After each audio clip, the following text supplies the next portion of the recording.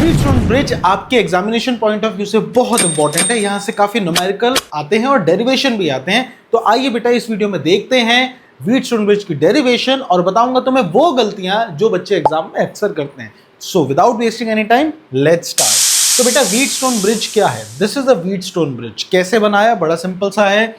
हमने एक तरीके का स्क्वायर ले लिया है और उसको बीच में से हमने बांट दिया है। चारों तरफ हमने रेजिस्टेंस लगा दी है और बीच में हमारे पास एक और रेजिस्टेंस है और यहाँ एक गैल्वेनोमीटर है। जहां पर हमने गैल्वेनोमीटर को प्लेस करा है बेटा, उसके विपरीत जो दो हमारे पास पॉइंट्स हैं, नोड्स हैं, वहां से हमने बैटरी को कनेक्ट करा हुआ है। ठीक है, तो इस पूरे स्ट्रक्चर को व्हीटस्टोन ब्रिज कहते हैं। बैटरी के साथ एक स्विच लगाया हुआ है, जब बंद करूंगा तो यहां से करंट निकलेगा। अब व्हीटस्टोन ब्रिज का सिद्धांत सिंपली ये कहता है, ये सिंपली इट सेज दैट, क्या है सिद्धांत? If galvanometer shows null deflection then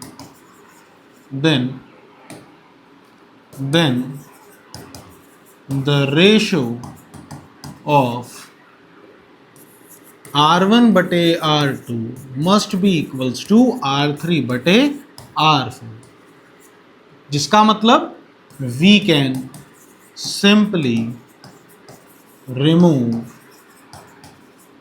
R5। मतलब व्हीटस्टोन ब्रिज का सिद्धांत सिंपली ये बात कहता है कि भैया यहां से जैसे ही आप इसको बंद करोगे तो कुछ करंट निकलेगा, ये आई। अब इस ये आई यहां आके बट जाएगा, इसमें गया I1, इसमें गया I2। अब व्हीटस्टोन ब्रिज का सिद्धांत ये कहता है कि अगर ये I1 सारा का सारा यहां आ जाए और ये I2 सारा का सारा यहां आ जाए और I1 I2 यहाँ से निकल के ये रहा I1, ये रहा I2, ये यहाँ से निकल के वापस I बन जाके यहाँ आ जाएगा।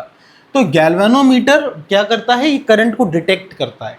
तो व्हीटस्टोन ब्रिज का सिद्धांत यही कहता है कि भैया अगर गैल्वेनोमीटर ने कोई भी करंट को डिटेक्ट नहीं करा, मतलब नल डिफ्लेक्शन शो करा, मतलब जीरो डिफ्लेक्शन शो करा, कुछ शो ही नहीं करा, तो इसका मतलब यहाँ पर कोई करंट नहीं गया। तो कोई करंट नहीं गया तो आप R5 को हटा सकते हो। और उसने कहा कि अगर यहाँ कोई करंट नहीं गया तो ये सिर्फ एक ही स्थिति में होगा, जब R1 बटे R2 का रेशो R3 बटे R4 के रेशो के बराबर होगा। जब ये सिनेरियो आपको मिल जाएगा ना, तभी ऐसा हो सकता है कि यहाँ कोई करंट ना जाए, यानी गैल्वेनोमीटर जीरो डिफ्लेक्शन को शो करे। ये है बेसिकली व्हीटस्टोन ब्रिज का सिद्धांत, यानी व्हीटस्टोन ब्रिज का कॉन्सेप्ट। अब आपसे CBSE इसका प्रूफ मांगता है, प्रूफ कि भैया इसका प्रूफ दे दो। तो अब इसका प्रूफ के लिए हम क्या करते हैं? हमेशा याद रखो, इसके प्रूफ के लिए हम उल्टा चलते हैं। क्या करते हैं? हम उल्टा चलते हैं। हम क्या मानते हैं? हम ये मान लेते हैं कि भैया ये कह रहा है कि R1 बटे R2 का रेशो, व्हीटस्टोन ब्रिज कह रहा है कि अगर R1 बटे R2 का रेशो R3 बटे R4 के रेशो के बराबर हुआ, तब यहाँ पे कोई भी करंट नहीं जाएगा। जैसे हमने यहाँ लिखा भी हुआ है, हमने इसको उल्टा लिख दिया कि अगर यहाँ कोई करंट नहीं जा रहा, मतलब R1 बटे R2 का रेशो R3 बटे R4 के बराबर है। अब इसी को देखिए, आइए प्रूफ करके देखते हैं। बात तो एक ही है ना, हम इसको प्रूफ करके देखते हैं। तो अब इसका प्रूफ क्या है? हम पहले ही एज्यूम कर लेते हैं, आपको स्टार्ट यहीं से करना है। Let us assume that there is no current. नाम कर लेते हैं, इसका नाम लिख लेते हैं, नो करंट। मान लीजिए ये A है, ये B है, ये C है, ये D है। तो हम ये मान लेते हैं कि BD में कोई करंट नहीं है। So let us assume that there is no current in BD branch. हम मान लेते हैं कि यहाँ पे कोई करंट नहीं है। अगर यहाँ कोई करंट नहीं है तो बस मुझे ये प्रूव करना है R1 बटे R2 बराबर है R3 बटे R4 के। आइए फटाफट प्रूव करते हैं। आइए देखते हैं। मान लेते हैं यहाँ A पे और C पे हमने करंट यहाँ पे फ्लो करवा दिया। अब मान लेते हैं यहाँ पर A, C, B, D पे कुछ ना कुछ पोटेंशियल तो होगा। तो हम मान लेते हैं कि यहाँ पे जो पोटेंशियल है, let's say that is VA, और यहाँ पोटेंशियल है VB, यहाँ पोटेंशियल है VC, और यहाँ पोटेंशियल है VD। ठीक है, अब मैं एक एक करके ओम्स लॉ को अप्लाई कर रहा हूँ। पहले हम लेते हैं branch AB। So consider branch A B, मैं क्या बोल सकता हूँ ए बी में, अगर मैं ओम्स लॉ लगाऊं V equals to I R. भाई करंट कहाँ से कहाँ जा रहा है सर, ए से बी पे जा रहा है, मतलब ए जो है वो हायर पोटेंशियल पे है, बी जो है वो लोअर पोटेंशियल पे, तभी तो करंट ऐसे जा रहा है। तो हम क्या कर सकते हैं, higher minus lower, higher minus lower, तो V A minus V B, ये आ गया नेट वोल्टेज। तो मैं लिख सकता हूँ V A minus V B equals to I R, I कितना है आई वन, मैं लिख सकता हूँ आई वन आर, ऐसे लिख सकता हूँ। अगर यहाँ ऐसे लिख सकता हूँ तो मैं सिमिलरली मैं बोल सकता हूँ, सिमिलरली मैं अगर नीचे वाली ब्रांच में आऊँ, यानी similarly in branch AD, in branch AD, मैं ये बात बोल सकता हूँ। अब करंट देखो ऐसे जा रहा है, इसका मतलब ए हायर है डी लोअर है, तभी तो करंट यहाँ से यहाँ जा रहा है। मतलब मैं बोल सकता हूँ V A minus V D equals to I two R two. यहाँ पे आर वन था तो आर वन लिख दिया, और यहाँ आर टू था तो आई टू आर टू, बेटा ये मैंने यहाँ लिख दिया। ठीक है, अब आइए आगे बढ़ते हैं। आगे बढ़ के ऐसा सही हम सिनेरियो एक बार और क्रिएट करते हैं, ऐसा सही सिनेरियो एक बार और क्रिएट करते हैं। कहाँ पर, देखिए यहाँ पर। अब बी डी को देखिए, बी डी को कंसिडर ब्रांच बी डी को कंसिडर करिए। अब करंट बी डी से बी से सी आ रहा है, आई एम सॉरी मैंने डी लिख दिया, इट इज़ नथिंग बट सी।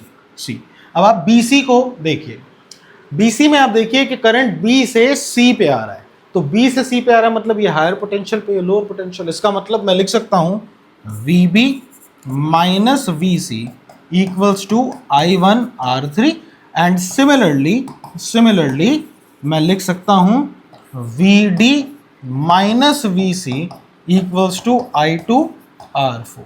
ये मेरे पास इक्वेशन 1, ये 2, ये 3, ये 4, मेरे पास ये 4 इक्वेशन आ गई है। बड़ा सिंपल तरीके से हमने इक्वेशन बना दी। अब कुछ नहीं करना, सिंपल सी बात है सर, बी और डी में कोई करंट नहीं है, हमने एज्यूम करा है, तो इसमें करंट नहीं है। क्यों नहीं है, क्योंकि सर यहाँ पर पोटेंशियल डिफरेंस ही नहीं है। इसका मतलब जितना वी है उतना ही वी होगा। अगर ये 5 वोल्ट तो ये भी 5 वोल्ट, इसलिए करंट फ्लो ही नहीं कर पा रहा। तो हम बोल सकते हैं since VB equals to V D, तो जहां मेरे को B दिख रहा है, VB दिख रहा है, वहां मैं VD पुट कर सकता हूं। So if this is true, तो ये सारी इक्वेशन को मैं क्या लिख सकता हूं, मैं इसमें चेंज कर सकता हूं। मैं इन चारों इक्वेशन को ऐसे भी लिख सकता हूं, मैं डायरेक्ट लिख के दिखा रहा हूं आपको। मैं इसको डायरेक्ट लिख सकता हूं VA minus VB equals to I1 R1, ये तो एज इट इज छोड़ दी। दूसरी क्या है, VA माइनस VD, और VD की जगह मैं VB लिख सकता हूं, तो मैं लिख सकता हूं VA minus VB equals to I2 R2।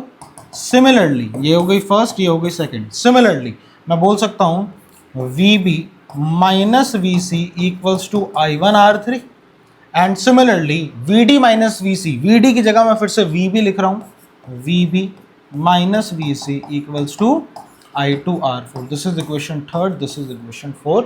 हमारे पास ये अपडेटेड इक्वेशन आ गई है। अब कुछ नहीं करना, फर्स्ट को सेकंड से डिवाइड करो, थर्ड को फोर्थ से डिवाइड करो। तो बेटा जब मैं इसको डिवाइड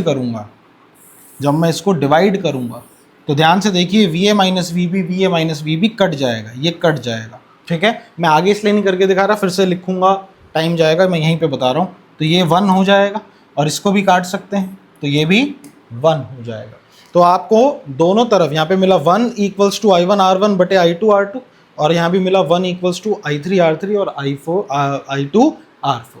ठीक है, मतलब मोटा मोटा आपको ये मिल जाएगा, यहाँ से आपको ये मिल जाएगा, आपको मिल जाएगा I1 R1 बटे I2 R2 इक्वल्स टू 1, और आपको मिल जाएगा I1 R3 बटे I2 R4 equals to 1। This is your equation 5, this is equation 6। दोनों इक्वेशन 1 के बराबर हैं, तो दोनों को आपस में इक्वेट कर दीजिए। आइए इसको इक्वेट करते हैं। आपको मिलेगा I1 R1 बटे I2 R2 equals to I1 R3 बटे I2 R4। देखिए ये आपको मिल जाएगा। इक्वेशन 5 और 6 को आपस में इक्वेट करा, तो बस अब जो कट रहा है उसको काट दीजिए। मेरे हिसाब से I2 से ये I2 जाएगा, I1 से I1 जाएगा, और आपको फाइनल मिलेगा R1/R2 is equals to R3/R4। जो हम प्रूव करना चाह रहे थे वो प्रूव हो गया है, हेंस प्रूव्ड।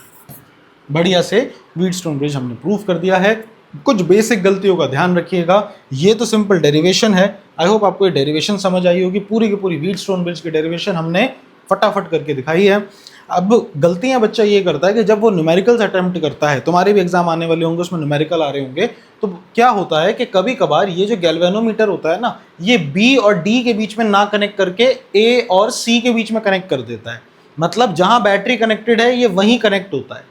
तो ऐसे में बच्चा सोचता है कि ये भी व्हीटस्टोन ब्रिज है, लेकिन नहीं, ये व्हीटस्टोन ब्रिज नहीं है, तो सिंपल नेटवर्क है। अगर ये बी डी ऐसे कनेक्ट हो गया तो R1 और R3 सीरीज में हो जाएंगे, और R2 और R4 ये भी सीरीज में हो जाएंगे।